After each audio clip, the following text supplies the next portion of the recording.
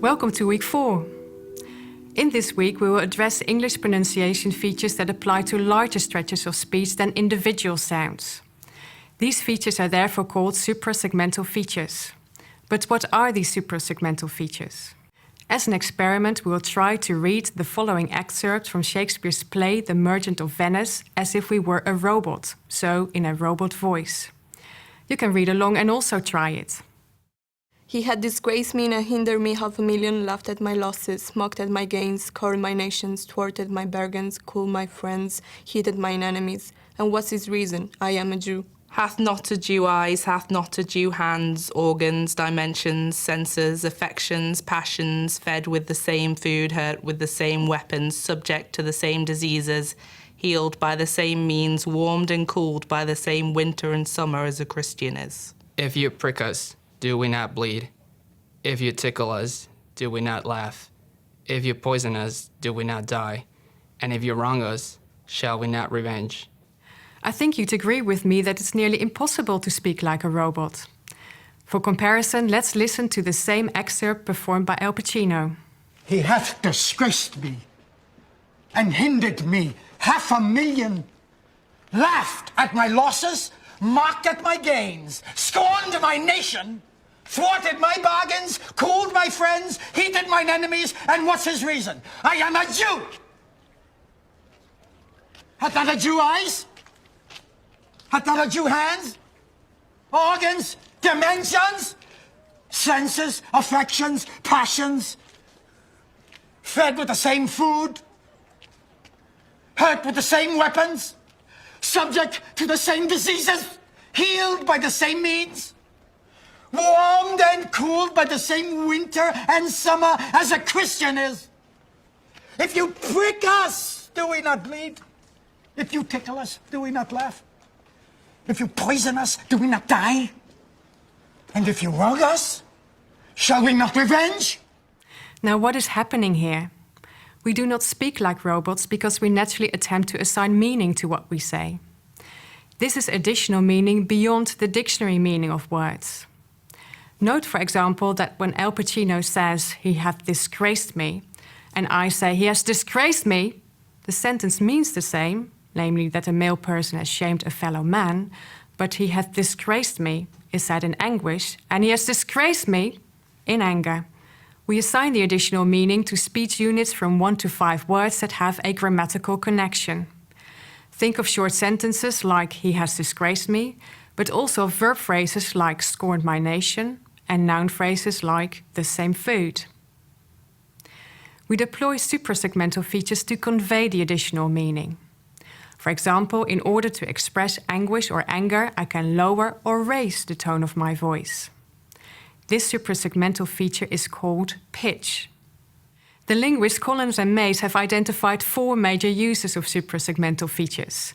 The first is a focusing function, the second an attitudinal function, the third a grammatical function, and lastly a discourse function. These 4 functions can be performed by a variety of different suprasegmental features.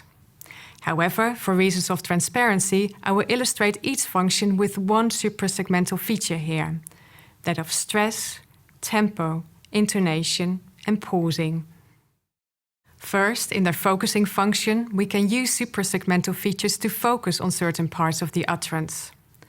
For example, we can highlight a word by pronouncing it louder, with more breath and greater effort. This suprasegmental feature is called stress. For illustration, listen to the way in which the verb scorned is emphasized. Mocked at my gains, scorned my nation. We can also deploy stress to contrast a word with another word. If somebody would ask me, "Did they celebrate your nation?" I could reply with, "No, they scorned my nation." Then, in their second attitudinal function, suprasegmental features can show the attitude of the speakers to the sentence that they utter. For example, we can deliver speech in a slow or a fast rate to express or invoke a particular emotion, like excitement, boredom, or suspense. This suprasegmental feature is called tempo. For illustration, consider the way in which the protagonist varies his rate of speech in the excerpt. Note how Al Pacino increases his speech rates to show that he is upset. Laughed at my losses, mocked at my gains, scorned my nation, thwarted my bargains, cooled my friends, heated mine enemies, and what's his reason? I am a Jew!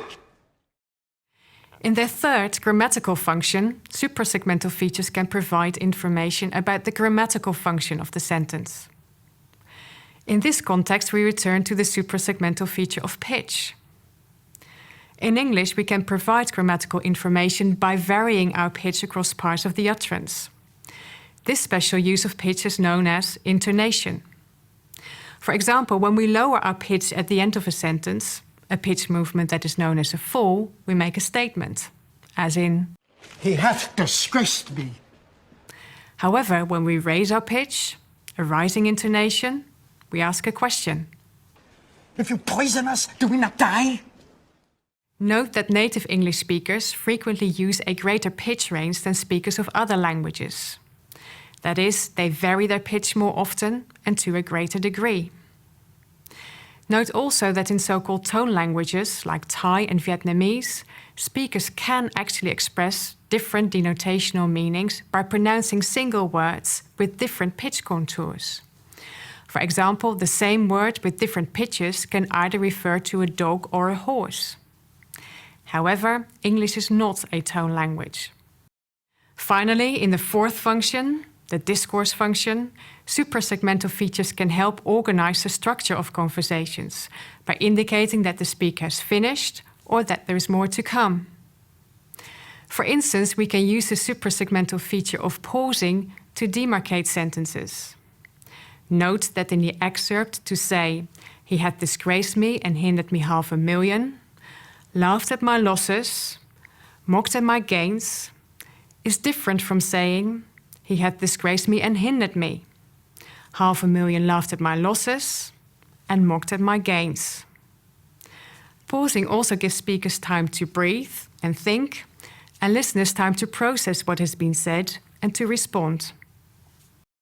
I already mentioned that the four functions may actually be performed by a range of different suprasegmental features. In fact, features may be combined to express a function. One example of this is that when we present a list of things, like here in the Merchant of Venice, we will stress each item in the list, pause between them, and pronounce them with the rising intonation until we have reached the last item. Hath not a Jew hands, organs, dimensions, senses, affections, passions, fed with the same food, hurt with the same weapons, subject to the same diseases, healed by the same means, warmed and cooled by the same winter and summer as a Christian is. As a well-known saying says it, it's not what you say, but the way you say it. Suprasegmental features are the signposts in our language. Try to package the information that you communicate by providing clear markers, color, and accent, and dare to exaggerate.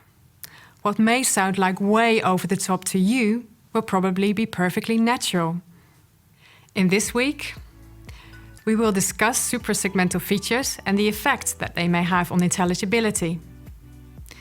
You will practice suprasegmental features of English. You will make a second recording for the assessment of the course. You will reflect on the progress that you've made in the past 4 weeks. And there will be opportunity to ask your educator questions online.